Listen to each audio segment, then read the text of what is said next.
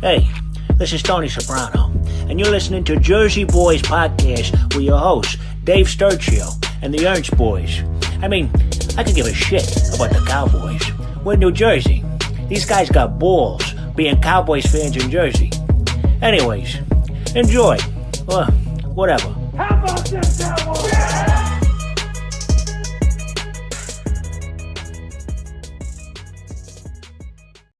Just when we're out, they pull us back in. Dave Sturchio, nationally known comedian Bret Ernst, and of course his brother, the Grinch himself, Keith Ernst, back here for another episode of the Jersey Boyz Podcast. We're coming off another nasty loss. Just a terrible loss, really. All around. This was the nail in the coffin for us this season. Yeah, you would assume so. There's a lot of people out there saying, like, if you remember in 2018, and I was one of those guys for about 4 minutes, and then I realized, you know what?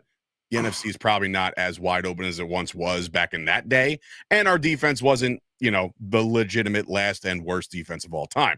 So, in any event, the Cowboys lose one in Arizona, but the big news, I guess we could touch on the Arizona game in a little bit, but bigger news right now is the Dallas Cowboys. Jerry Jones alluded to it yesterday. We made a trade, and then everybody's like, then we see the Logan Wilson trade, and we're like, okay, this is good, but I hope to God this isn't what he was alluding to, because we bring in a linebacker, absolute need at linebacker. I get all that. But then the big splash happened about an hour and a half ago. The Dallas Cowboys send the New York Jets, the 2027 better first-round pick. When I say that, I mean, like, whatever the higher pick is in 27, that's the pick they're going to get. And next year's 2026. So a little contingency plan there for the Jets, but the Jets went full fire sale, sending Sauce Gardner to the Colts, who are going all in. The Cowboys right now are 3-5-1, but they've bolstered their defense. As Bret usually alludes to, on paper, the Dallas Cowboys defense got a whole hell of a lot better. But Bret, No, it didn't. No, it didn't. No, it didn't. It got better. I mean, it's one player, two players, two. Well, you also have to consider, it's not just them. It's Overshawn coming back. It's Revel coming back. It's hopefully Malik Hooker, Donovan Wilson. Revel making an appearance for the first time. Yes. So right. Making a big difference. And I think we need about 3 more players. Listen, my complaint, and I brought it up, and Aikman touched on it.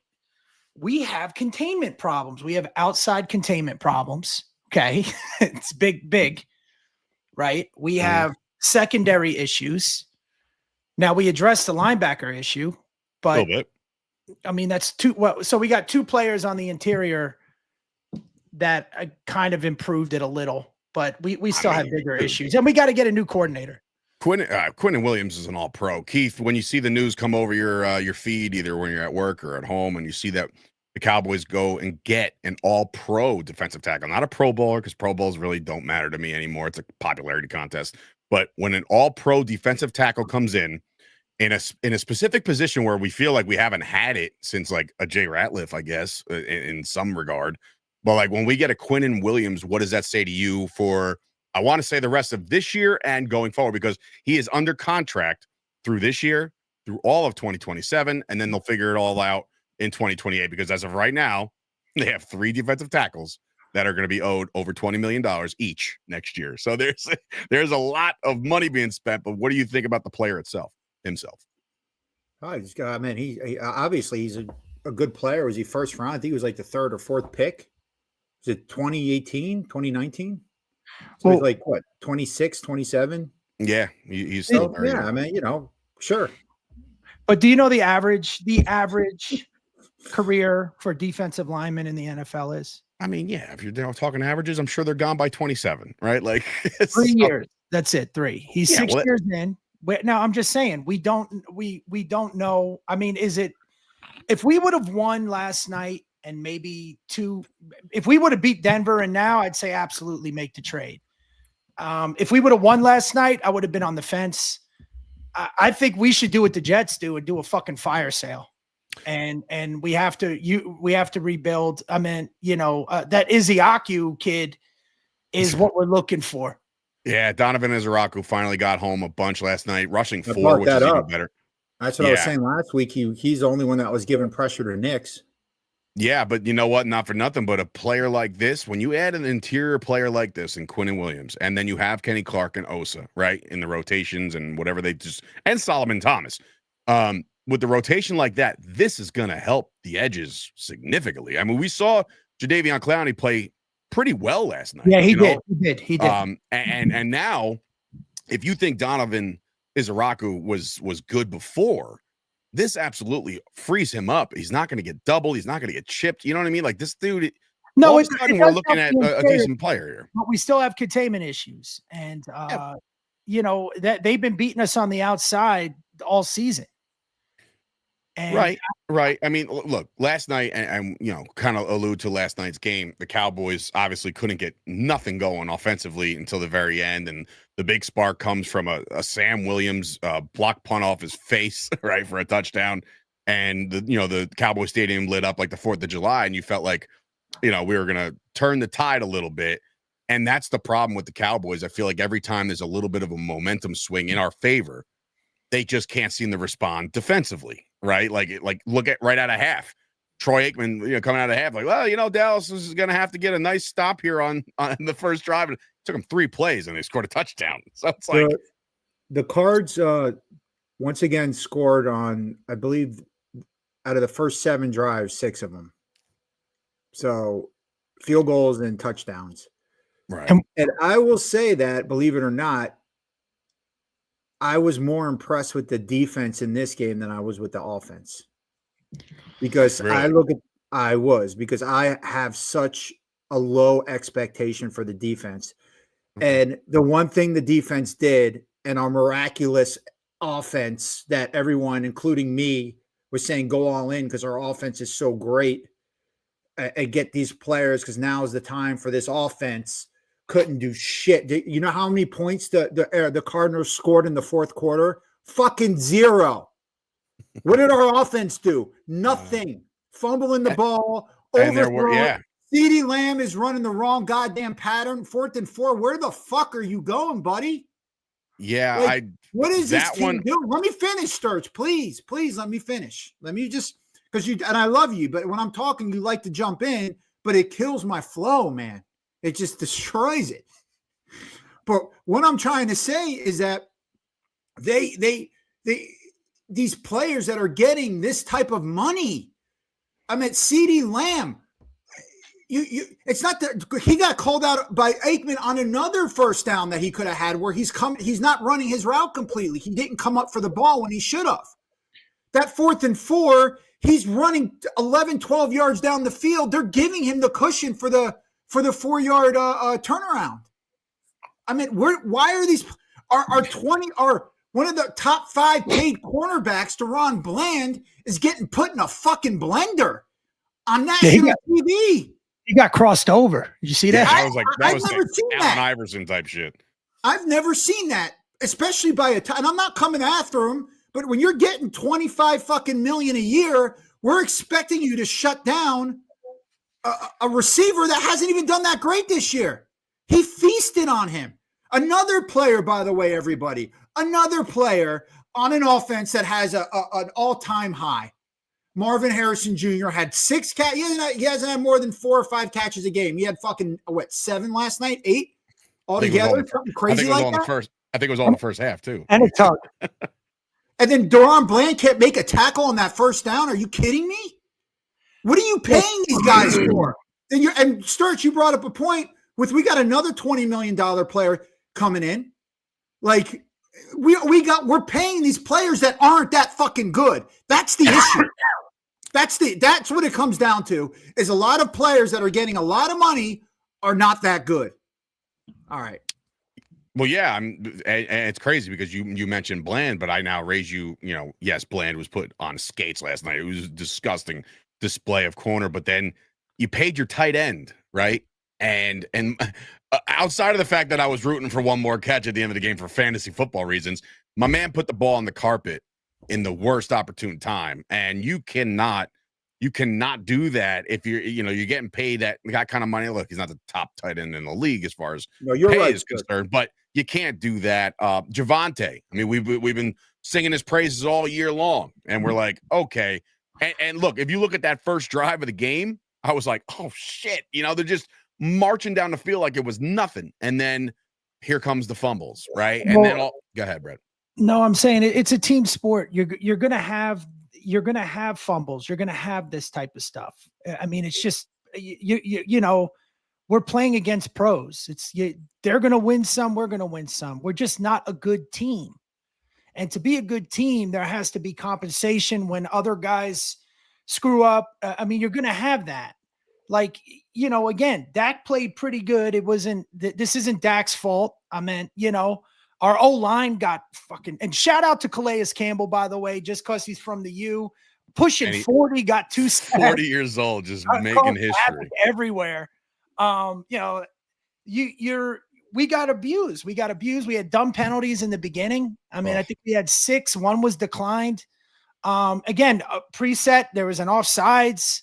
You just can't have that. The ones that were getting me were not even just the penalties. Like, I was tweeting out, I was like, during the game, I'm like, oh, defense can't get off the field. And all I did was kept retweeting that. And I said, and again, and again, and again. So many third down conversions. It was almost, and I told my dad when we were watching the game, I'm like, maybe they should just play all the second downs. You know what I mean? Like, it just third down, just do something else. Like, because third down, you got to get off the field, man. And the refs missed some bad calls, but I mean, because I think the Cardinals went penalty-less until like the third quarter. They had one for 5 yards, even though they had some major ones. There was that holding on what's his name that hurt his shoulder. I didn't see the face mask, but I saw him just go down. Yeah, I didn't see it until the right replay. In front of the ref, but that's not what caused this game. And the other thing is, if we're down by 17 or whatever, we were 2 possessions. And again, I love Pickens, but you can't taunt. Just get back. We got to get that 2-minute offense going. There's no time to be, I'm cooking and first down. Just go. Go play. It's so funny. It's funny you bring that up because as fans, we're like, oh, come on, man. Like, you can't do that, right? But then if you listen, I don't watch the Manning cast anymore, at least. I like listening to Joe and Troy. But on the Manning cast, you had like Peyton Manning, Eli Manning, and Charles Barkley all saying, they got to pick that flag up. There's no way they're actually going to enforce that because all he did was like just stick the ball out as if he was going to hand it to him and then found the ref. But again, you got to know what league you're in. Like the NFL is like cracked down on any type of fun that you decided that you wanted to have. Like they're not going to let this shit kind of go. Well, that's what I mean. That's the thing with Pickens is, and that's what I keep saying. I loved him before he got here, but that's why Pittsburgh let him go. I mean, he's almost a personal foul away every time he catches a ball. I mean, he wants to say something. He wants to do something. He just, and I don't know in the seasons to come, like how bad that's going to get. You know what I mean? I mean, I don't know if he's Antonio Brown in or whatever it is. Maybe he's been hit. I don't know. I mean, well, we know there's a lot. He's a kid. He's also, to me, he's a kid. And here's the thing. And you got to mature fast in the NFL. As a defensive player, one of the things you want to do is get in the head of whoever it's like boxing. It's like Ali would do that, right? You want to get them mad. You want to jaw. You want to say things to get them out of their game. Mm. And, the thing with a lot of men in general is we view getting angry as a masculine trait, but it's not. You got to control your emotions. You can't let people press your buttons. And sometimes, look, it's hard, man. I mean, we're all Italian. It's very hard. No, it's very hard. But you have to, especially if you're in a situation where you can't let people take you out of your game. And look, I heard McBride, what's his name, the tight end. I heard him on the mic. This is too easy. Bland, he's just running his mouth. And it gets everybody amped up, and they want you to cheap hit them. They want you to do it. Yeah, they're baiting them, and we almost. I'm sorry, but I think it was Fowler who got a big stop or something, and he got up, and he was hurt, but he was like, oh man, I gotta hit my celly. I gotta hit my celebration. And I'm like, wait a minute. wait. You might have broken ribs, but as long as you do your little celebration, we're good. You know, like, and my dad's like, of course, my dad being, 68-year-old man was like, well, that's what's been important to them, Well, I think he bowed. I didn't think he bowed on celebration. I thought he did at first. No, he swept his legs, like he did the whole sweep up thing, and I'm like, it was a celebration. Yeah, I'm like, wait, did he just try to hit a celly while hurt? That's insane to me. But yeah, I mean, look, last night nothing really went their way. Like I said, you had a spark for a half a second with the punt, and they couldn't get off the field. Time of possession was just murderous. It was just like offense let us down in the end, man, because we had a time to come back with 12 minutes, 13 with the fumbles, and Dak didn't play great. He didn't play bad, but he played average too. I mean, he had some bad missed time throws as well. He wasn't as accurate because they had him rattled in the pocket a little bit.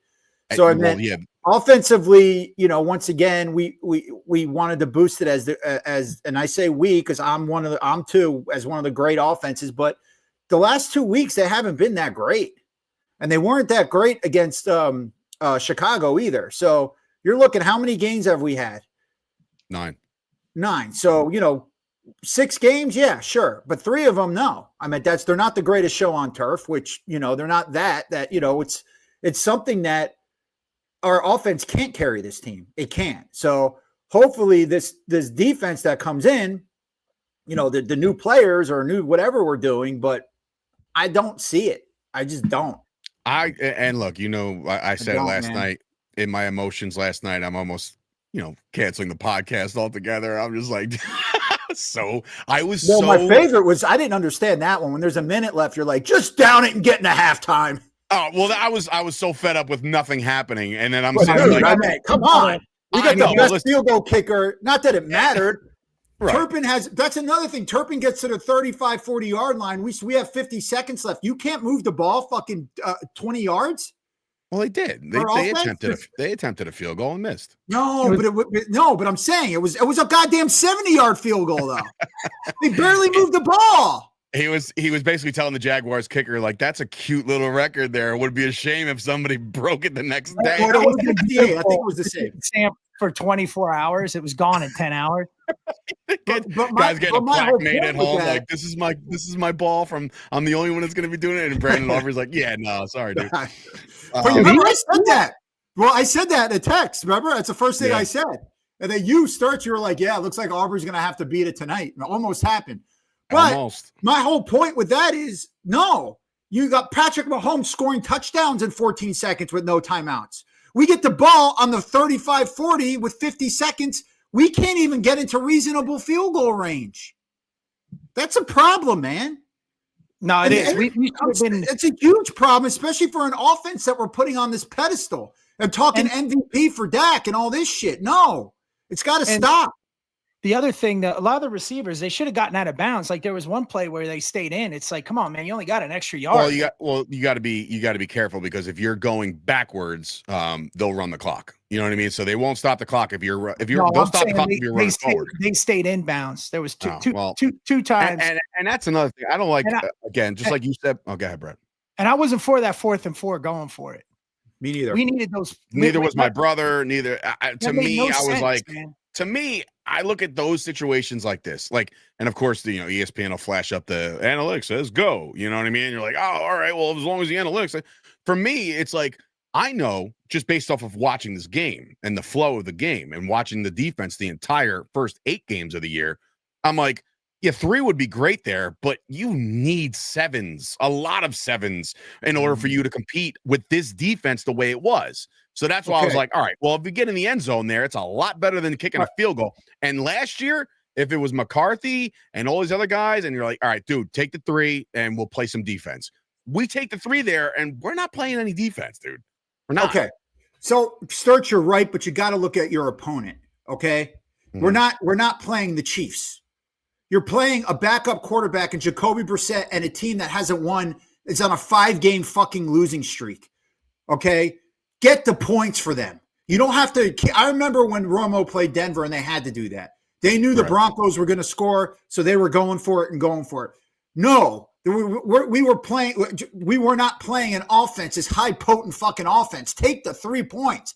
I mean, you even know that you both of you predicted that that they'd only score 17 points. The Cards the whole game. So too far off. You're deep inside. Deep inside, you knew that you were thinking that okay, this offense isn't that great. So you take those 3 points because that was fucking huge. And to boot, that's also with me at least, thinking that Kyler Murray was going to be the quarterback. You know what I mean? Exactly. Who's better? And that says even worse for the Cowboys defense. Jacoby Brissett turned into good. I don't even know what the hell he turned into. He looked like turned Mahomes. into Josh Dobbs. That's who he turned into. He turned into Josh Dobbs, Jacoby Dobbs. No, you know who he turned into? I brought this up. The best Arizona Cardinal quarterback I have ever seen is Neil Lomax. He was a beast in the 80s. Him and Roy Green. And that's exactly what happened. Jacoby Brissett was fucking Neil Lomax. And Roy Green was Marvin Harrison. They had the likes of Carson Palmer. Like, you know, that might be the best. They had Kurt Warner and Larry Fitzgerald. They had Kurt Warner who went to a Super Bowl. So I don't know. I'm you on that call. Why? Neil You Lomax. said Neil Lomax was the best Cardinals quarterback you've ever watched? Yeah, he is. And he still is. Know your history, buddy. Go look it up when you're done. Know my history. Kurt Warner went to a Super Bowl. Doesn't matter. That was 1 year. I mean, I'm talking about a longevity. I'm talking about a quarterback that was there for a long time. Neil Lomax was a franchise quarterback. When they got Kurt Warner, he was already Yeah, he was already there. Yeah, and I'm bringing up Carson Palmer. I'm that. That's even fucking worse. What's worse about Carson Palmer? I'm our Arizona argument. You think Carson Palmer was better than Neil Lomax? Are you fucking I think Boomer Esiason was better than Neil Lomax. Once again, he was a Bengal. He's not known as a Card. Wow. How about that? Former Bengals go to the Cardinals twice. 2 of them. To be quarterbacks. Yeah, it's kind of weird. There's a trend there. Yeah, nice little trend there. So now Joe Burrow will finish his career in Arizona. To be honest with you, dude, I can tell you right now, I think Kyler Murray's on the outs. I don't know about you. I mean, I know this is a Cowboys podcast, but like that's just like they're able to function as an offense with Jacoby Brissett and Kyler Murray's going to cost you like $50 fucking million next year or whatever. I'm moving on, man. I'm going to see who else wants him.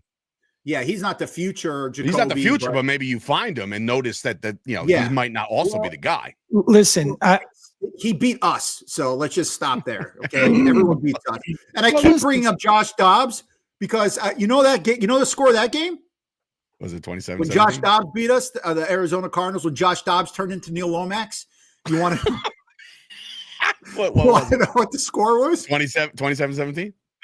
28-16. Goddamn close. Pretty damn close. God, and that's what I kept comparing it to. It was Josh Dobbs. Josh Dobbs. Doesn't matter who goes against us. And I looked at our defense, and a lot of those fucking players were on that team, defense and offense. We had CeeDee Lamb on offense. We had Ferguson. We had Prescott. You go to the defense. We had Bland. We had fucking. Go ahead. Sorry. I gotta ask though. Speaking of Prescott, do we have a problem on offensive line? Like. Are we, you know, like we had to make a move last night. Terrence Steele was sent to the bench in lieu of or in replacement of Nate Thomas, right? And you're like, oof, all right. Well, that's what everybody's been calling for anyway.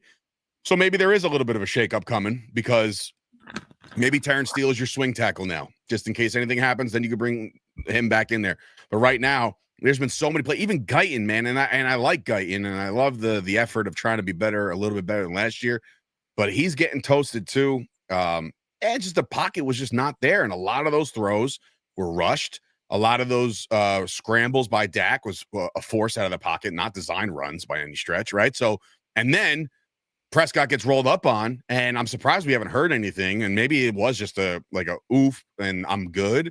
But 9 times out of 10, when a fucking lineman falls on you like that and your ankle gets rolled on, and the way he was walking after the game, like in the tunnel with obviously a little bit of a limp, I was like, Christ, we're heading towards like high ankle sprain or some shit, right? Or something bad, right? And we haven't heard anything yet. Nobody's said anything yet. When he grabbed the hammy. Right. And that's another thing. We're coming off. He fucking hamstring off the bone last year. You can't just take a knee because you're afraid somebody's going to get hurt. I mean, we need to drive. I just want to go say something really quick. Speaking out of frustration, I was. Neil Lomax, 2 times Pro Bowler. in 84 and 87, led the NFL in passing in 1987. Wow. Said nobody ever. So that's cool, man. Learn my history. Like, you know what it's like? It's like you got you and what's his name? I remember who I love, your buddy Gooch. When somebody brought up Steve Largent, and he's like, "Who the hell is Steve Largent? He's nowhere near the greatest receiver, whatever someone he put up there." It's like there is a generation gap where people forget. You guys just don't know because you didn't see it. We saw these players play. I respect my history. You know, like I understand. Like, yeah, for anybody to say Steve Largent was any good, like, you don't know ball, that's fine. And you can admit to it. But I mean, Steve Largent set the records for Jerry Rice. That's why he wore 80. And then, and then after that, a lot of Largent's records were broken by other receivers. But he was a great receiver. I mean, but we kind of did that too, bro, growing up. This is turning into an off-season podcast. I know. How bad is the season? Well, we're talking about Steve Largent and Neil Lomax here on Tuesday afternoon. Which, by the way, the NFL trade deadline did happen. So, like, we're sitting here like, well, Neil Lomax led the league in passing at 84. Getting back to the Cowboys, I don't think it's a fix. I don't think this is going to do anything. I think. Well, that's not fair for you to say it's not going to do anything. It is fair. It is. We're not even. You added a fucking all-pro DT. How do you not see that doing something? Next year, yeah, but the season's not technically like it's all over standings wise, but like they still have 7 games to play. Church, it's over. That's not coming home. It's over. Here we go. Here we go. The Grinch icon is under Keith. All right, leave it there. No, it's look, I'm indifferent to this, man. I'm being objective. I treat everything like. Wait. I've been being objective the whole time. I've been trying to tell you guys what I've seen and what the situation we're in. I haven't had any faith at all. That's not being objective. I've been Randy Quaiding. I've been, you guys told me to give you one. You said give me one scenario last week, and I said we lose by double digits. I've seen. I don't know what you guys saw in the Cowboys against Denver and Bo Nix, who can't seem to score against anyone else in 3 quarters, by the way. I know. Can score in the 4th quarter, that's about it. But except where he puts up 500 fucking yards or whatever it was. Here's what I saw. I saw the number 2 offense in the NFL going against the number 19 defense. And week to week, you're looking at it and you're like, okay, and we're at home. And again, we knew the defense. I thought we'd put up at least 35 points. But we just couldn't get it going. I mean, look, that first drive, I'm like, okay, that's the other thing. Can't finish. Why don't you just run it? If you know you're going for it, just pound the ball. He's going to get in. But you would think. But what we're talking about this game and when the Dallas Cowboys are going to play somebody, we're not. Our defense is so bad, and that's where it starts. Okay. You're looking at the number. Yeah, you're looking at the Arizona Cardinals defense, number 19. That they lost through. Every game they lost was under 3 or 4 points. Right. Yeah. So their defense has been keeping them in a lot of games. So I meant with us, once again, we're looking at our offense like, oh, it's not, the offense is good. I don't even. It's in the top 5. I wouldn't say top 3. It's probably in the top 5 in the NFL right now. Aaron Luna coming in off of Twitter asking, what do you guys think the record will be at the end of the season? So obviously they're 3-5-1. So that's 9 games in. They got 8 to go. And with like Murderer's Row coming up after Vegas, right? And I can't even, and this is the truth. I'm going to the game. I'll be in Vegas for that, right? And it's going to be a time, right? A time will be had. But I can't look at the Raiders game with any kind of like rose-colored sunglasses here because Ashton Genty is finally coming on, right? And the Raiders trade away Jacoby Myers, so now all of a sudden their wide receiver core ain't all that great. But I can't look at the Raider game as like this walk in the park. Okay, hold on. Well, here's my whole thing. All right, and I want to go back to this Cards game because I went back because I was so pissed last night. Aggravated. Don't tell me you watched that all over again. No, I didn't. No, but I wanted to listen to the end of our podcast, and I listened to it. Oh, okay. And I still don't understand How did you guys really think that Arizona was only going to score 17 points against our defense? How? Like, what went through your head? I'm just wondering. All right. My logic. Yeah, I'm not being an asshole. I just want to know. I know. You want an explanation. You want. They were just so that's 3 scores. So you're saying, but hold on, let me finish. So what you're saying is, what you guys were saying that they were going to have the ball 11 times and they were only going to score 3 of those times. Tell me where that logic is. Hey, you break it down like that, I don't know. But like I honestly said to myself, I'm like, they have a chance to get back to 500, right? They have a chance to make some splash trades at the deadline. You got Jerry Jones and everybody's here saying like, we're all here we go, boys. It's like, all right. And so I went into this thing thinking that they were going to be respectable at home.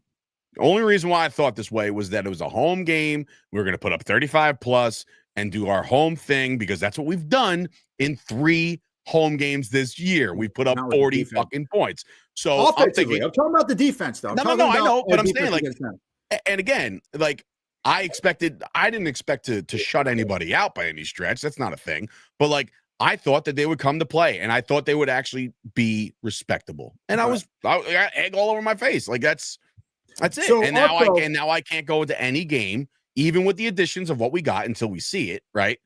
And we got a bunch of guys coming back and shit. And we're excited about it, but hard for me to think we can win any game going forward. You know what's crazy? And I looked and I was like, do you know the least amount of points that has been scored against our defense all season? Since when? This year? Yeah, of course, this year.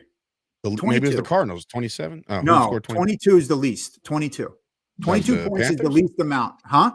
Who was it? Meaning like what they're averaging, where people are averaging, and it was the fucking Jets.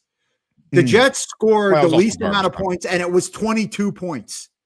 But that was garbage time. It was. It doesn't matter. It's still points. But like if guys are playing different defense, I mean, but you're looking at we couldn't score fucking.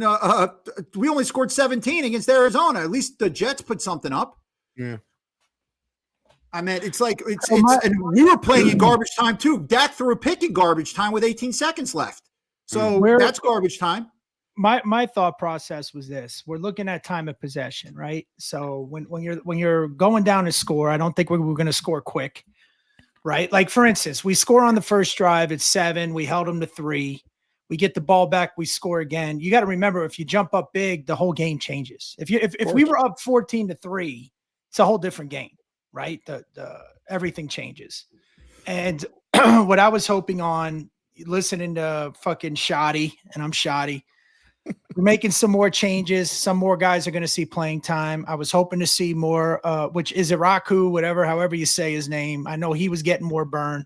Yeah. I wanted to see more Sam Houston. I wanted to see Leafu in there. There was one play on special teams, and I called it out.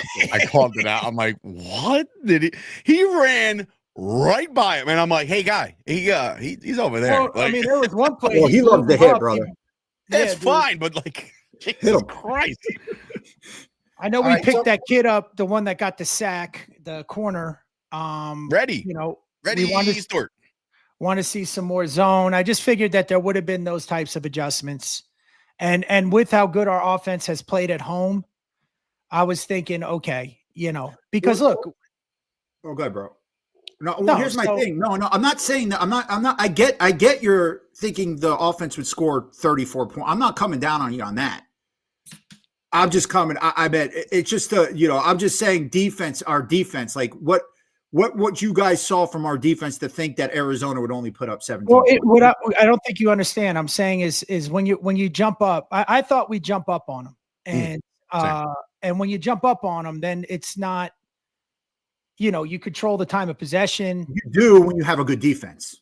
Correct. But I'm saying with us, I thought our defense. I was being optimistic that our defense was gonna make the adjustments and play. I don't think I'm going to pick them to win. I might pick them to win this week.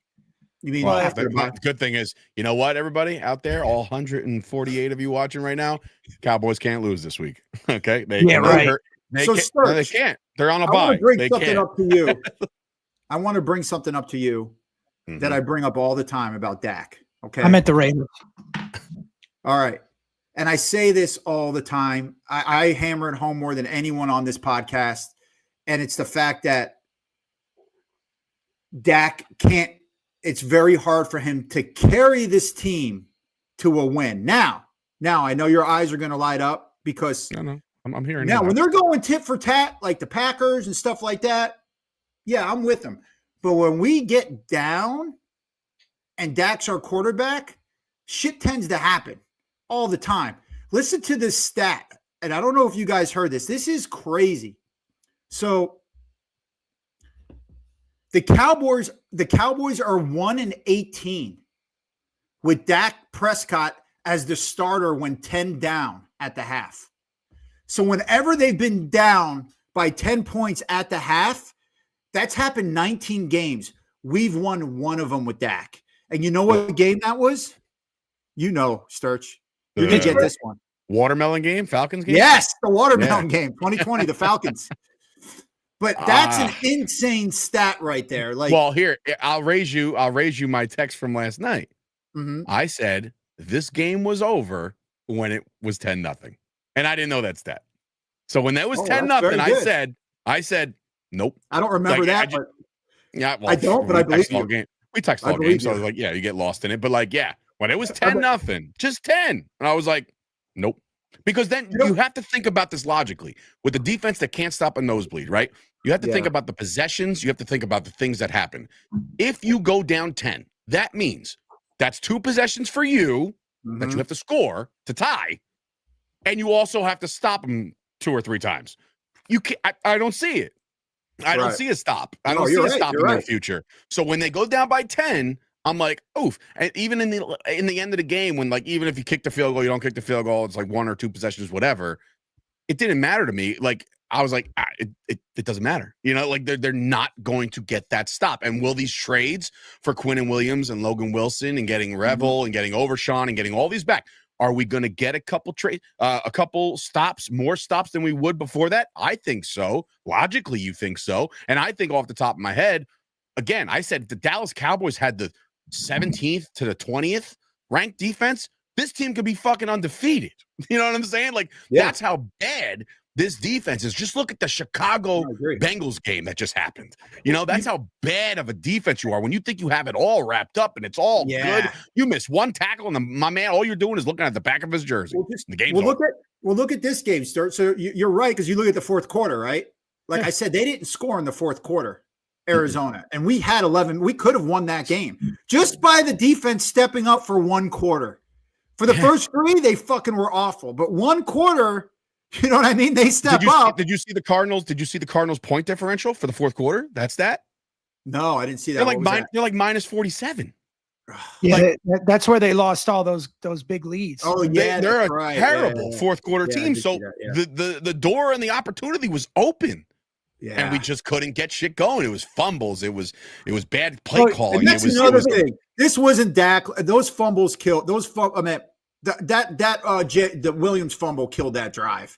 Dak was moving us down the field. The last one, or was that first? No, that was him. Ferguson fumbled the first time, right? And Williams fumbled the second. So that Williams fumble killed Dak. I mean, if he doesn't fumble, I have a feeling there might be a shot. At least we tie it, possibly. Yeah, possibly in the fourth quarter. Well, that's why it was important to take that 3. And it becomes a 2-possession game, and then we score a touchdown. Your play calling's different. Their defensive strategies become different. And we were we were driving, and you can't anticipate a fumble. And I'm not mad at him. I mean, the kid's been an exceptional runner all year. You know, it's not like same thing with Ferg. Like, he's been one of the better tight ends in football, touchdowns and stat wise. Right? It just gets back to the point we're not a good team, man. And I don't know about all of I mean, yeah, I get that. We're not a good team. No, I get that part, but I'm saying, like, in a matter of last night, in the case of the Cowboys and the Cardinals, when it rains, it pours, and like everything was going wrong at the right times. For the Cardinals. That has happened against too many teams. Yeah.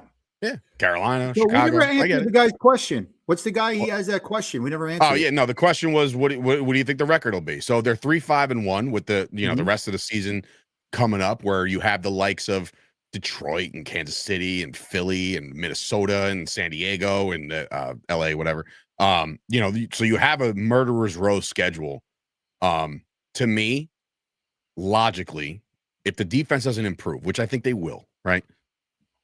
Is there a couple chances that you can squeak a couple out versus a Vikings, a Chargers, and a Raiders, and then you play Washington again? I'm sorry, no, you don't. We play Washington. I thought we were done with Washington. No, in Washington. We got to play the Giants again. Washington. You got to play the Giants again. So you want to stretch 5 wins? Stretch 5 wins out of that? Then you're looking at a 8-1, and that's being absolutely generous. Right. Ball goes our way in every way, shape, and form. So I'm thinking the ceiling of this team for me is an 8-1 finish. Okay. So how many games? We have 9 games left, right? Yeah, we've played 10 already. So I'm gonna say no. I'm sorry. Honestly, we played out. We've got 8 left. Sorry. I'm gonna look at this right now. I'm looking. I think out of all the games, I'm not being the Grinch, everyone. I'm just being open. The only games we have a shot at winning, Raiders, Commanders, Giants, those 3. Those are the only 3 I think 6. We have a shot at winning. On paper, I agree.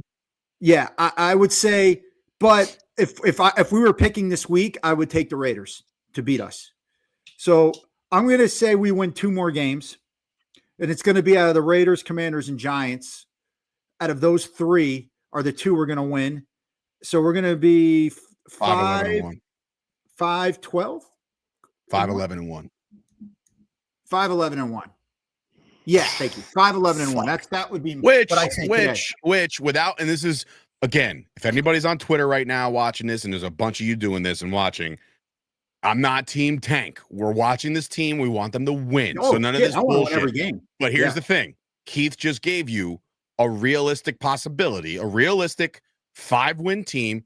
You might wind up with a top 5-6 pick in the draft, which is fucking ridiculous. But that's a thing, right? Do I think if things go extremely well, you might see me go, okay, let's get to 9 wins, right? And then you're 9-7-1, right? But that is running teams out of town that we have beating. If Jacoby Brissett is doing this, what the fuck is Mahomes gonna do? What is Jared Goff gonna do? He's gonna set records. This is what we're gonna do. No, listen to me. This is how we're gonna enjoy our Thanksgiving. Brett, before you leave to come here, I'm gonna wire you $500. Sturch is gonna wire you $500. You're gonna put $1,500 on the Chiefs money line to win against us. This way we enjoy it. Listen, and this way we're getting our ass. You want to make this season salvageable? There's 8 games. All right, so here's an investment for all you folks out there. In case you want gambling advice, Brett used to be on a degenerate gambling show, right? If you want advice, there's 8 games left, right? Put 100 on every opponent. So it's an $800 investment, right? You will make money this year. You will turn a profit going forward. If you want to be that degenerate, go nuts. But I'm saying the one. Oh, sorry. Well, listen, Herbert Starks. Herbert Starks. No relation to Sean. Herbert. Yeah, Herbert. I agree. Good for Herbert. No, Herbert. Over Sean Revel. He's like, nope. Super Bowl's back on. I don't know about anybody else. But we hope you're right, brother. I got us on paper. We should win 3 more games. We might lose one of the ones that we shouldn't lose, and win one we're probably not supposed to win. I got us at 6-10-1. And like I said, Overshown, you guys know how much I love that kid. I hope the injury isn't going to affect anything. Revel, we've never seen. He's a rookie coming in when he gets in for the first time mid-season. You got to give a game or 2. My bet. He said that you maybe make $50 on that bet. Guess what, Jason W. Okay. That's $50 you didn't fucking have before that. So I'll take it. Let's go. All right. In an economy the way it is right now, take that 50. No. Anyways, bro, were you finished or no? Sorry. Yeah, I'm just saying we go 6-10-1, and here I am like 8 wins. I mean, there's no way we're pulling 5 out. There's no way with this defense. Jesus. You know, thank God you're on the show, though. Seriously, thank God you're on the show. You know what? Hey, if you had another one of us. You know what's funny though? In 2018, yes, we all know the story. 3-5, trade for Amari, first round pick. They go 10-6, right? Make the playoffs, get run out of town by the bowling ball and with LA Rams. I remember when that trade went down for Amari Cooper. I swear to God, I did a little story on the Instagram. You would be proud, Keith, because as a guy who's, I don't want to say you never believed in Dak, but you're just like, you want to see it, right? You haven't seen it, you want to see it. Yeah. I remember when that trade went down. My exact words were on video. I was right out of they made the trade. I was in the gym, right? I came out of the gym. I go, amazing trade, but who the fuck is throwing him the ball? Right? I wasn't even a Dak guy at that point. 2 years into his career, I was like, you traded a first round pick for Amari Cooper, and you think that Dak Prescott was automatically going to become some cult hero? Well, guess what? He did, sort of, that year. They played very well. So now, is there a logic where you could spin it the other way? Meaning, we've all seen what the offense can do when they're humming, right? Best offense in the league at one point, right? They're humming. They're scoring 35, 40 points. Is there a way that these two trades, plus the comebacks of injury guys, right? Injured guys like Overshawn, Revel, and Hooker, and Donovan Wilson, and guys that we're going to get back. We've never seen Revel. What I'm saying is it's an addition, regardless if he's good or not. It's an addition. It's a different player than what we have right now, right? So I'm thinking to myself, is there a way? And I'm arguing online with my good friend Attack on Cowboys, right? He's another creator, and I said, he's like, well, why can't these two trades be the Amari trade? Flip the defense to the point where they're respectable, and then play the offense you're playing. Then you could play with anybody. Because remember what I said a couple weeks ago? I said this offense can go shot for shot if the defense is somewhat salvageable. So now you're looking at games against like Detroit and Kansas City and shit like that on the schedule where you're like, listen, they're going to try to score a bunch of points, but maybe, just maybe there's a turnover or two or a bounce of a ball. Right. It's the NFL, man. You never know what the fuck is going to happen. Do I think that this is the 3-5 2018 Cowboys? I do not. Well, you hit on something there, and I see your comparison, because what you're trying to say is that Quinnen and this other guy, the Bengals linebacker, who I'm not going to lie, I never heard of until he was traded to us. Really? That's surprising. Yeah, I never heard of him before now. But I don't play fantasy defense. I mean, I play defenses, but not defensive players. But anyways, so what you're saying is that this kind of trade can ignite the defense like Amari ignited a below average offense. Yeah, because the offense is abysmal. What makes sense in that is our defense was really good that year. That's the year we beat the Saints 10-6 when they were undefeated in AT&T Stadium on a Thursday night. Our defense was killing it, and then they folded against the Rams, as you brought up. Did Drew Brees throw a pick at the end of the game? He may have. Like Jordan but Lewis. My whole thing with this is I can see that. I just don't know if, when you look at offense, getting a premier wide receiver opposed to just a defensive tackle, unless it's Reggie White, you know what I mean, who's the greatest of all time, or Bruce Smith. I don't know if he's that. I don't know if the equivalent of Quentin Williams is the same as an Amari coming in at receiver. Do you get what I'm saying? Yeah, no, I get that. If he is, then but still playing receiver, I mean, being a clutch receiver, I don't know. But I get it. I get your point, and I hope you're right. I really, really, really, really obviously hope you're right. I wish. Yeah, I mean, look, I look at Quinnen Williams not as just the player that he is, right? And he's both. Like Kenny Clark was brought in to stop the run, right? He wasn't brought in for sacks. Quinnen Williams does both. He gets after the quarterback, he stops the run.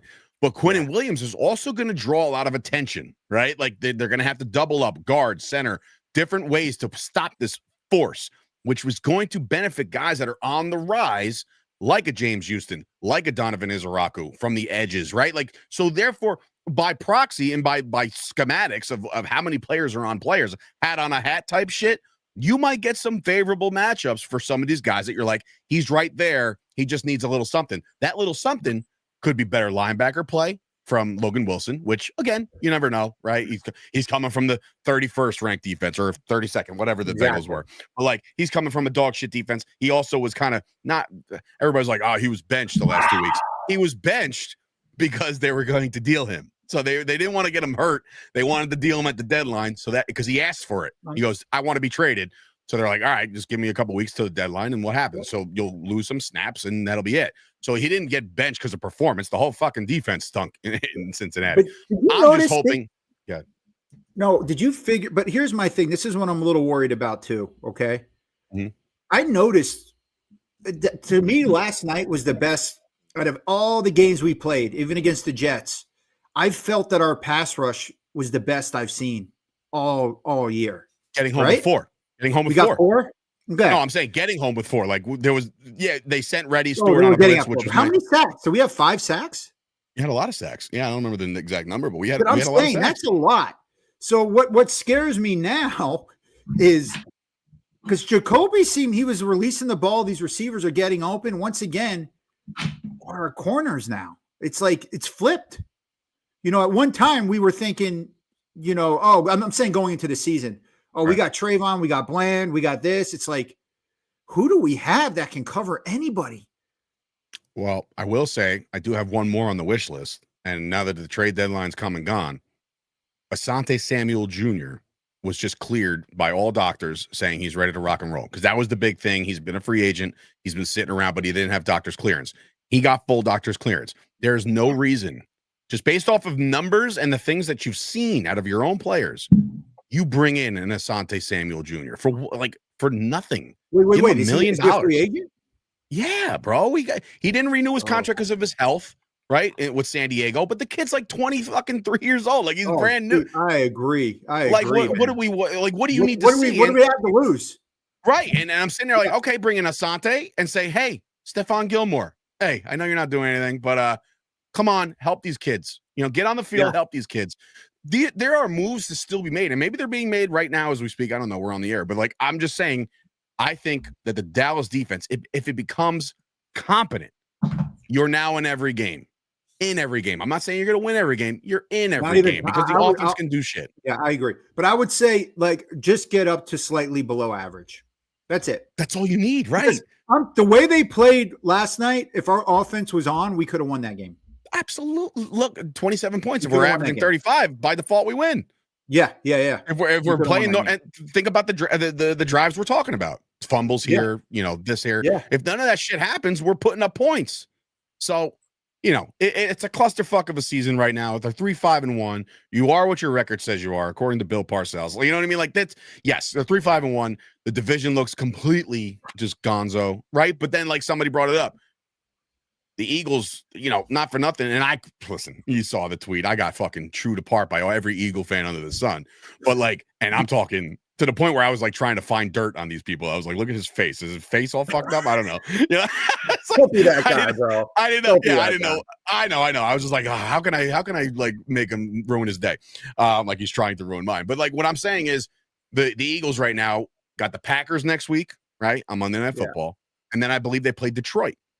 So all of a sudden, your 6-2 Eagles could be 6-4 going into the Cowboy game. Now, if the Cowboys beat the Raiders, you're 4-5-1. If the Cowboys can go back home and take care of business, you're 5-5-1, and the Eagles drop to 6-5.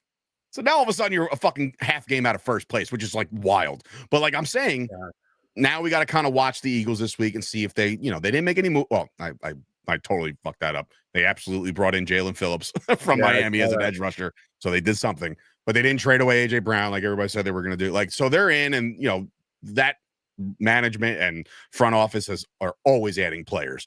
So I'm not worried about it. But Bret, so you put a cap at six wins. Keith's got him at 5 wins. I got him at ceiling miracle 8 wins.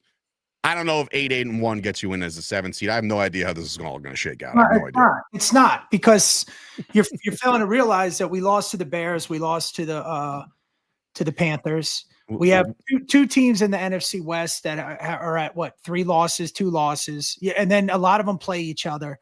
It's it's just, if we're going to get in, we're going to get in and squeak by as a division winner. And then if that's the case, we're going to get knocked out in the first round anyways, because it's just not a good team, man. Mm-hmm. And there's nothing I mean, look, if we want to talk about it to keep the podcast going and they have hope, this is just not a well-run team. I mean, we got to get a new coordinator. Something has to be done there. Because I don't even know. Again, what I texted last night, it was an awful game on all aspects, in play calling, in mental errors and penalties. Receivers weren't getting out of bounds. I mean, we need that 3 points. Why wouldn't you take that 3? Now, even if we scored a touchdown, it's like, okay, but we didn't. And if we did, then the gamble paid off, but it still wouldn't have mattered because we still had to score another 10 points to tie it. Right. Right. And we get the touchdown. Now it's, we can win the game. But it didn't happen. It just didn't happen. You know what, though? See, bro, I look at the opposite there. I agree with the opening drive, take the field goal, but I understand them going for the touchdown at the end, because at that point we hadn't stopped their offense at all. They were scoring on every drive into the fourth quarter. So what I'm trying to say is that I get it in the beginning, but at that time as the coach, you're like, look, our defense can't stop shit. We got to fucking score a touchdown. Right. If we don't, they're going to end up scoring. You know what I mean? So but you have to apply that logic if we take the 3, right? So if we go for the 7 and we don't get it, 0 points, right? Mm-hmm. We take the 3. If our defenses are going to stop them anyways, it's not going to matter. But if they did happen to stop them, now we're in a situation to where we can, it's a 2-possession game. So you have to bank on the fact that they could do it if you're going to guarantee those points. We needed those points. But like Keith was saying, with that logic, you're saying we're banking on stopping them again. No. What I'm saying is, if you're banking on them not stopping them, if you're going to go for it because you feel that they're not going to stop them, you got to go with the guaranteed points at that point. No. But, bro, I see what you're saying, but this is how I look at it. I'm saying if I'm the head coach, they're not going to stop them anyways. Yeah, but no. If I'm going for it, because what were we down by 10, right? When we went for it, we were down by 10, correct? No, we're down by 17. Yeah, we're down by 17. We were down by 17 at the end of the game. Yeah. Yeah. The final score was 27-17. Right. So we lost by 10 because we got that last touchdown. We got that last touchdown at the end of the game. Oh, at that point, they were up by 17. We needed that 3. That's why I said too, if we're driving and it's 4, I said, let's just kick the 3 and then go for the onside, because we had gotten the 7. We still needed that 3. You needed 3 scores. You needed 3 scores. No, but I'm saying we needed that 3 points to even tie it up. Yeah. And now my mentality would be, if our defense is stopping them, then let's go for it. Right. But they're not. So we need those points. Regardless, we needed those points. That's what the Giants did. That's when the Giants lost. They did the same thing. I forgot what game that was, where they should just taken the 3, and then that was against us. Yeah, no, I remember. But look, was that against us? It was another game they lost. It happened when they were. I think they went for no. It was the one it was the one before us or after us. It was right before that or after that, where he should have taken the 3. Remember, and they ended up losing by a point. Denver. I don't know. Who cares? But regardless, the standings are what they are right now. The Cowboys are heading into the bye week. They make 2 big trades. One of them obviously a lot bigger than the other. The draft picks, I'm not worried about it right now, because honestly, look at the track record. You've not hit on a lot of draft picks as of late. That's why I said, you know what? Like, just keep the Cowboys 1 and the 2 1s that we have. Trade the rest. You know what? Here's the thing too, and you know what? And I hate to go back to Jimmy Johnson, but what made Jimmy Johnson so awesome as a coach, and why they complemented each other. And I was telling my brother this: if you watch that thing on the Cowboys on Netflix, Jerry Jones gambles, and he happened to win. But that doesn't necessarily mean you know what you're doing. Now, it's like when I hit the slot machine, I'm lucky. Oh yeah, it's like hitting on 13 when the dealer's showing 4. You know what I mean? You're like, I got an 8. Hey, 21. You win and you go, and because people, you hedge bets, you look at things. Now, I will say this about the Joneses. God, can they pick offensive linemen? Can they? Yeah, they can. Yeah, they can. Well, Guyton and Steele don't seem to be very good. No, so. but I mean, look at their history. And now what Jimmy Johnson was and what made him unique. I mean, besides being a great coach and he could just see talent. Yeah. And he was taking players from Emporia State and where was Larry Allen? Sonoma State. He could just spot a player. And at one point, what people don't realize, when we had the number one defense that first year we won the Super Bowl, none of them went to the Pro Bowl.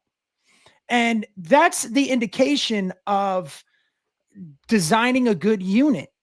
And when you have a high name player or an all pro that you want to bring in, that's great for jersey sales, but it doesn't necessarily mean that the team is going to be good. Now, we've had examples of that our whole these last 30 years with him. He brings in these high name players, and don't get it twisted. When he brought Dion in, Dion was not, we would have won anyways. We didn't need him. In fact, it hurt our team. I know you were a little Sturch at that time, but I was in my 20s. I can't agree with that, but go ahead. I mean, we would have won without him. We didn't win without him. Yep. In 94, it was Dion who kept us out of the Super Bowl. No, so they went the refs. Oh, yeah, of course. I mean, yes, interference 100% should have been called. But I'm saying is we don't have that type of a player. And Jesse Holly touched on it, and I brought it up, and he agreed. We don't have anybody in the front office that I know of that is looking at these college kids and finding these guys that are just players. We don't need names. We need players, and you need to get a unit together. And I don't think Jimmy would come in. I don't know how their relationship is, but he's the type of guy that you could bring in, put him in the front office, let him look at your accounting books and say, okay, this is where you're hemorrhaging. We need a Doge. That's what we need. We need a Dallas Cowboys Doge that could come in, look at the roster, look at what's available, and say, this is where you're hemorrhaging. Okay, this guy is athletic, but he's not a good player. There's going to be a guy available next year to do that if you so choose, because I don't think he's going to make it very far with the University of North Carolina. His name is Bill Belichick, but he's been playing a little better, his team. And you get guys like, we loved Al Harris. And I mean, we lost Al Harris, but when he was in charge of our secondary, things were different. We're taking the ball away. Yeah, when Al Harris was there, that's the type of guy you need. You need a football mind. You need somebody that's a football mind, not an offensive line mind, not a business mind. I don't mean to stat boy both of you, but Terrence Steele wasn't drafted. He was an undrafted free agent. Sturch. You said that. Even worse. You said that Jones drafted him. Even worse. Jerry Jones actually drafted Larry Allen. It wasn't Jimmy Johnson, but and also he drafted DeMarcus Lawrence, I think, too. D-Law. Of course. Yeah, of course he did. But like I meant like that was his pick. But just like to your point, and we'll kind of conclude on this, but like to your point, Brett, you're right. You don't need the flashy, like you need a couple, just like we had Troy, Emmett, Irv, right? Those are your three offense. You had, again, if you go to a historian and say, where does Jay Novacek fall in the greatest tight ends of all time? He's going to be like, I don't know, top fucking 55, top 75. You know, like he's not going to look at him like the player that we looked at him. He was a player. Bill Bates was a player. Like the defensive line, Russell Maryland was a player, right? These guys, they weren't the flashiest of names, and maybe you don't need that, but I do think that to a certain extent you do, right? You got Dak, you got Lamb, you got Pickens. Those are your big three. You got Javonte, who's been playing out of his mind for the 1-year contract that he signed. You got that, right? That's all well and good. You got Ferg. Ferg is playing really well. On defense, you didn't really have anything, right? You had no cohesion. You had nothing. You bring in Clowney. You're doing all that. Like, you still don't have shit. What they did today was they brought in the shiny toy that you might need to make all the other guys players. That's how I'll leave that. Because I think that these other guys are going to they're going to flourish with better players. Keith, what's the linebacker? That kid was playing last night too. Was it Brady James? What's his name? Oh, Shamar James. Shamar James. I like that kid. He was good. Brady James. I love Brady James. Shamar James, that kid was balling. Yeah. And the other kid, Kenny Clark. No, Kenny. You're not gonna say Kenneth Murray. Kenneth Murray made some good plays. He was flying though. See that I told you. But he's out now. He's done. Yeah. What do you mean he's done? You get Logan Wilson, you no longer have a Kenneth Murray. No. You keep him in. You move him. You move him, and you move him to the sidelines. Is where you listen, move him. brother. Hey, Sturch. No, how you use Kenneth Murray? How I use him is I put him in the game and I give him one thing to do because he's not the general out there. He's out of place a lot, but I'm telling you, he likes to hit, and I love guys that like to hit. He'll chase, he'll hit a hole. He's not afraid to hit a hole. He's just in the wrong position a lot. That's his problem. Yeah, listen, I was a way better weak side linebacker. I was more like a run support, strong safety, but I could keep containment. Now in the middle, taking on an ISO, I was not a good middle linebacker. Plus, I wasn't that smart as a player. My brother was way smarter than me at middle. Yeah. I was a reactatory player, and they put me in a position to make tackles. And you get guys that you just need at the outside that can fly, get under the curl, and just that's all you have to do. And you get a guy like Houston at the edge. You get guys. We just keep that containment and get that pass rush, especially now that we got two guys that could play the A gaps and in the interior. And like then I said, the secondary. I don't know what we're going to do there. Don't know either, but we're relying on Revel to be something, right? We don't know what, but he might be something. Well, what right? happened to the guy that Holly liked last year? And he didn't do very well, but he was a out rookie there. last year. He was out there last night. I could have sworn I saw Butler out there for a couple plays. What's that? Yeah, that guy. Yeah. It's Butler. Did you sure it's Butler? That was the rookie? No. You're thinking of what's his name? He was a rookie, and he's like, oh, he's going to be, and then he didn't. He's like, hey, we got another one. But listen, his kid was young though. I'd like to see him again. Yeah. Well, listen, Dude, people got to get healthy. So. And one more thing, I know we're wrapping up. God damn, put Flournoy out there, man. Yeah, that's dude. Over or no, Cavante. over all of them. If it's not named CeeDee Lamb or George Pickens, Ryan Flournoy needs to be on the field. He has to be on the field, man. And the experiment for Cavante Turpin, again, the guy looked lazy as a returner. Yeah. Looked like he wasn't motivated. I don't know, man. Here's my question. No, Sturch, I would say the experiment worked, but it's over. Right. I think he's lost that zip, that NFL zip, that, because you're watching him return, man. It's like, he doesn't look the same, and he's dropping passes. He's not that electric when he's catching them. Yeah, because every time he's lined up to receive a punt or the kick, you hear the announcers, the ever so dangerous Cavante Turpin. I'm like, where's the danger? I haven't seen no fucking danger since Washington. Right. The Washington game was the danger. I was like, Turpin seemed like he was just, I don't know, out of place. Tolbert, I don't even know if saw the field. I was I think if we're gonna have four, it should be Flournoy and Turpin, and then you have two. Don't forget, we gave up a 4th round pick for the returning soon to be Jonathan Mingo. So let's see what he's got going on. But Flournoy is one of those guys that, he's that big body guy that can just get up and get that first down. I mean, like get that over the middle, catch it in traffic. Yeah. So. And he's not he's a smart dude. Like he doesn't do the celebrations. None of that. His coming out party was, against the Jets. And then we thought, okay, we got another one. Great. Let's play him. And then like 2 weeks later, you're like, okay, where's Ryan Flournoy? Why is he not on the field? So look, we can't make those decisions. You can't be assessing talent mid-season. I wonder what we got here at our third tight end. But nah, dude, that's ship is stale, man. Who we could play? It's Thanksgiving, man.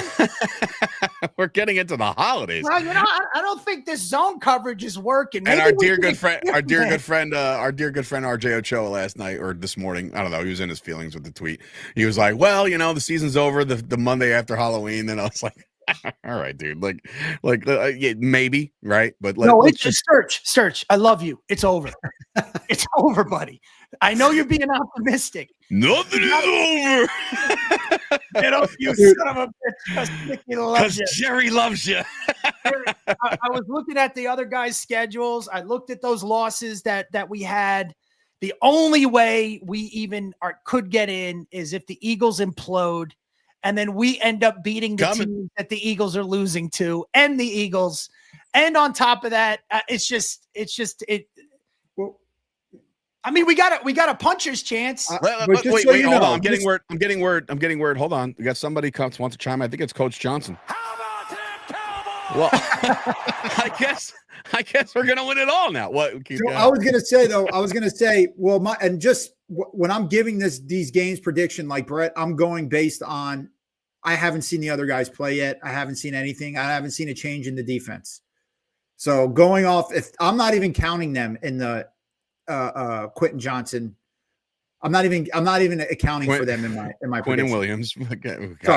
Sorry. This podcast is just like when it comes to names and shit. Yeah. By the way, we're bringing back Brady James to play linebacker. It's gonna be great, dude. I can't wait. Dude, this is what happens when you have two guys in their 50s fucking play. You get old, you forget names, bro. Oh my God. Quentin Johnson is a receiver for the Chargers, right? Yeah, absolutely. And he scored yesterday or 2 days ago. I can't even tell you number 55's name. Yeah. Just like, we got that guy.